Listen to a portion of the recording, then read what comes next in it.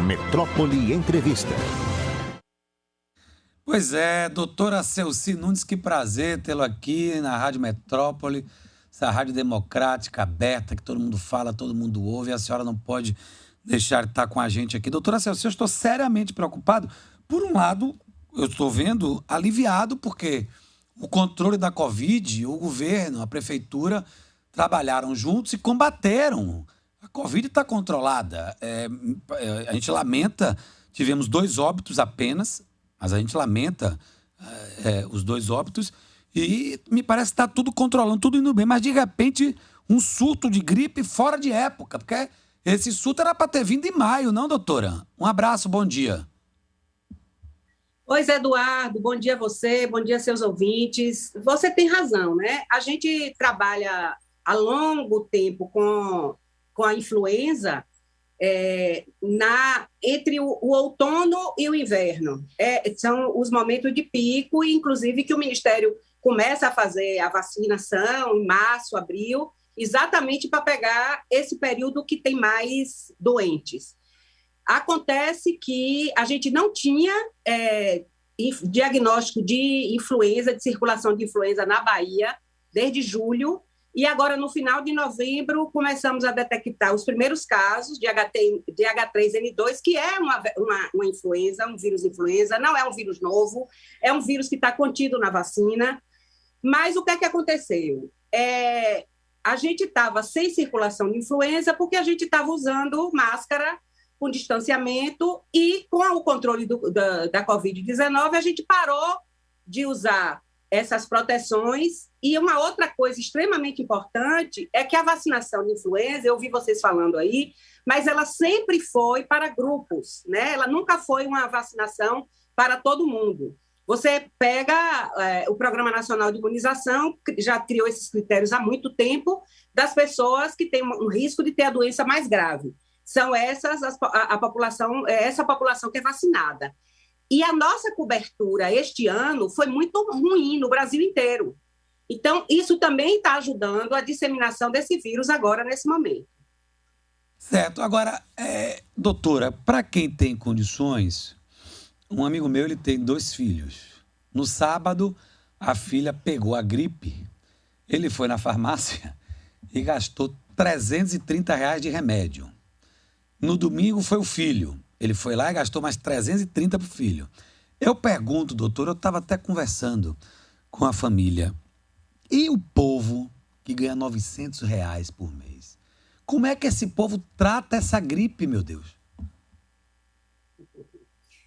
Olha, é muito complicado, né, Zé? Porque, não é? Assim, não é uma doença que, na maioria dos casos, as pessoas precisem ser internadas.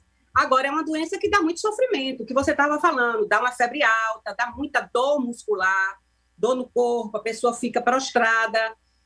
O tratamento, na verdade, é com sintomáticos. E existe um medicamento, né, que você usa nos casos mais graves, que é o Tamiflu, que, inclusive, é distribuído pelo governo, essa medicação também. Então, a gente tem essa possibilidade de usar essa medicação no SUS. Certo. Eu te pergunto, é uma doença muito menos letal do que a Covid, mas deixa bem acabada a pessoa, não é? Quais são quais são os prejuízos que ela causa à pessoa, fisicamente? Dores pelo corpo inteiro? Esses grupos prioritários da vacinação, por que eles são prioritários? Porque as grávidas, os idosos, as crianças menores, as pessoas com comorbidade, podem apresentar um quadro mais grave. Inclusive, às vezes, precisa de internação, inclusive em UTI, né? Pode dar uma insuficiência respiratória. E nas pessoas com comorbidade, a influenza, a gripe comum, ela desencadeia uma desestabilização da doença. Então, às vezes, a pessoa que tem diabetes, que tem uma insuficiência cardíaca controlada, que tem uma doença pulmonar, uma pessoa que tem alteração renal, com a doença, ela descontrola essas doenças outras existentes, certo? E isso é que é o grande problema. Para as pessoas em geral, para as pessoas de idade que não tem nenhuma doença, jovens, adultos jovens, tal, a doença pode ser muito sintomática, com muita dor no corpo, muita febre, tosse, mas não tem consequências maiores. A grande consequência também é o absenteísmo, né? As pessoas que estão na fase ativa e que vão deixar de trabalhar por conta dessa doença. Agora, doutora Celci, que está aqui com a gente ao vivo, e as pessoas estão correndo para as farmácias para tomar a vitamina C. Aí vem Cebion, vem uma série de vitaminas. Isso salva? Isso melhora, ameniza? Laranja com limão, gengibre, essas coisas amenizam ou não? Amenizam os sintomas, né, da doença. Mas, assim, o tratamento específico, ele é utilizado num percentual muito pequeno de pessoas que realmente precisam desse tratamento. Não é para todo mundo. Na verdade, é o que eu falei, o tratamento é sintomático, é uma boa hidratação, que pode ser com suco de laranja, pode ser com vitamina C e tal, mas o importante é a hidratação, né? Que aí você ajuda o organismo a eliminar o vírus mais rapidamente, e o repouso, é isso que é o mais indicado. Eu estou lendo aqui, Covid desaba e casos de gripe disparam em Salvador. Qual o período de incubação desse vírus no corpo humano e até quando esse surto vai nessa cidade? Zé, a gente precisa só ver essas definições. O período de incubação é aquele período em que você tem o contato com o vírus. Por exemplo, você encontra hoje com uma pessoa gripada sem proteção, né? Sem máscara, de pertinho. Aí o que é que vai acontecer? O período de incubação é nesse período que você pegou o vírus até iniciar os sintomas. Isso é que se chama período de incubação. E na influenza talvez a doença que tenha um dos períodos menores de incubação. Você pode ter doença a partir de 24 horas de contato. Né? Por isso que aquelas gripes pós-carnaval, elas são tão rápidas, né? Porque o período de incubação é bem curto. Geralmente, a média é de 3 dias. Aí, o período de doença, que é quando você começa a ter os sintomas até o último sintoma. Ela pode ser... É isso que você falou, é uma média de 5 a 7 dias, mas tem pessoas que podem ficar até 3 semanas com sintomas da doença. Não os sintomas de febre, dor no corpo, mas aquela tosse que pode ser persistente por mais tempo. É uma tosse seca. Uma tosse seca. Exatamente. Aquela tosse seca. Agora, a gente tem que ter cuidado, porque uma doença viral pulmonar, ela predispõe a infecções bacterianas superajuntadas. Então, a pessoa tem que ter cuidado, observar se a febre mudou, né? Ela estava tendo uma febre mais baixa, passou a ter uma febre mais alta. A cor da secreção, se ficar amarela, verde, pode indicar que tem uma infecção bacteriana superajuntada. Aí o tratamento muda. Na base de que remédio a senhora trataria essa doença, doutora? Quais seriam os remédios? Eu já falei que tem um medicamento específico para aqueles casos mais graves. Mais graves, a senhora deu aqui. O oseltamivir. O oseltamivir, que o fabricante dá o nome de Tamiflu, que existe no SUS, né? Existem estoques nas UPAs, nos hospitais, existe isso. Então, é mais para pessoas, por exemplo, um paciente que tem HIV e que desenvolve uma gripe, ele pode ter uma doença mais grave, um diabético, um cardiopata. Aí vai usar esse tratamento. Mas a pessoa, em geral, não vai usar esse tratamento, ele vai usar sintomático. É remédio para febre, né? O remédio para dor, se a dor estiver muito insuportável, né? E o que eu falei, hidratação e repouso. A gente sabe que poucas doenças virais têm um tratamento específico. E outro detalhe importante, aquele atleta, aquela pessoa que se cuida, que não é sedentário, que está todos os dias praticando atividade física, que se alimenta bem, esse cidadão ou essa cidadã tem menos risco de se contaminar com essa gripe?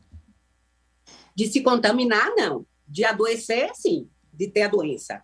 Ele pode ter uma doença mais leve, né? As pessoas que têm hábitos de vida mais saudáveis, que fazem exercício físico, que se alimentam adequadamente, elas geralmente estão mais protegidas de diversas doenças, principalmente de doenças infecciosas. Camille Martinho. Celci, e assim, os cuidados que a gente... Quer dizer, bom dia, né, doutora Celci?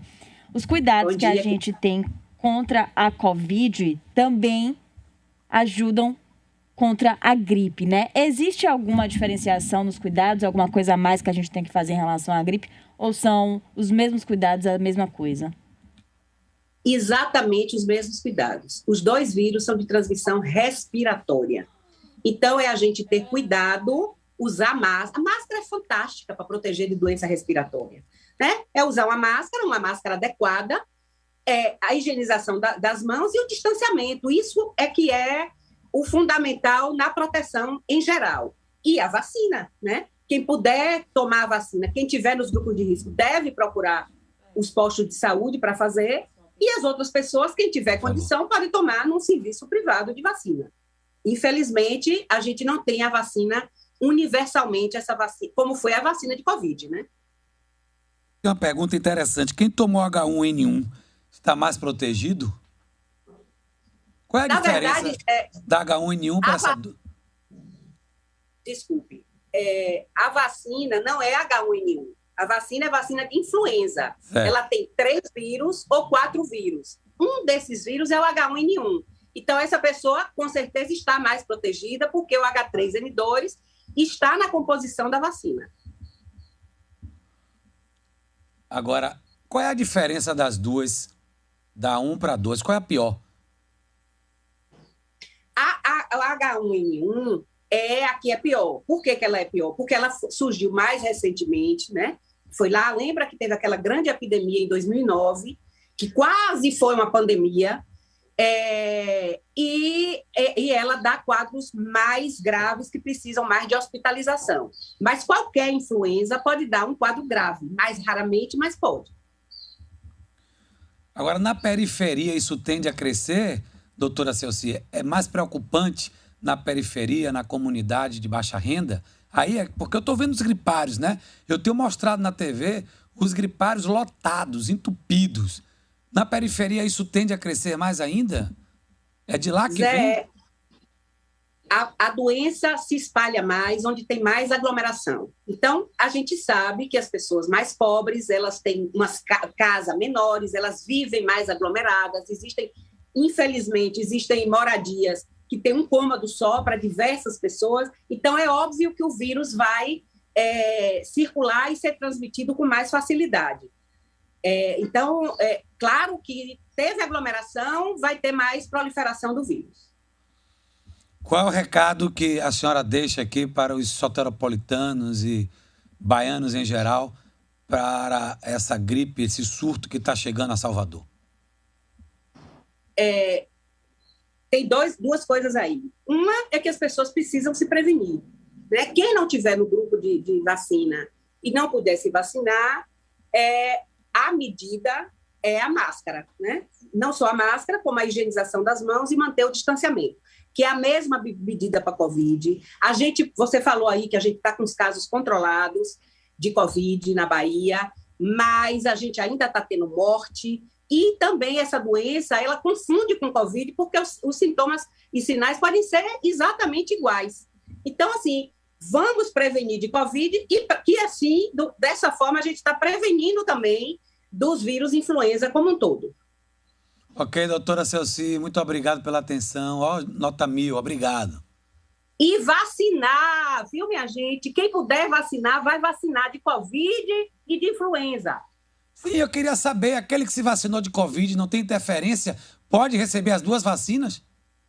Pode. A gente, inclusive, o próprio Ministério da Saúde, o Programa Nacional de Imunização, que colocou no início um distanciamento entre as 2 vacinas, agora já disse que a vacina pode ser feita no mesmo dia, que não precisa ter distância entre as vacinas. Você pode vacinar hoje de Covid, amanhã de influenza. Não tem intervalo. Não tem interferência de uma vacina na outra. Ótimo saber, tá vendo? Então você pode se vacinar. Um abração, doutora. Muito obrigado. Um abraço a você e todo mundo que está lhe ouvindo. Ok, tchau. Eu volto já já.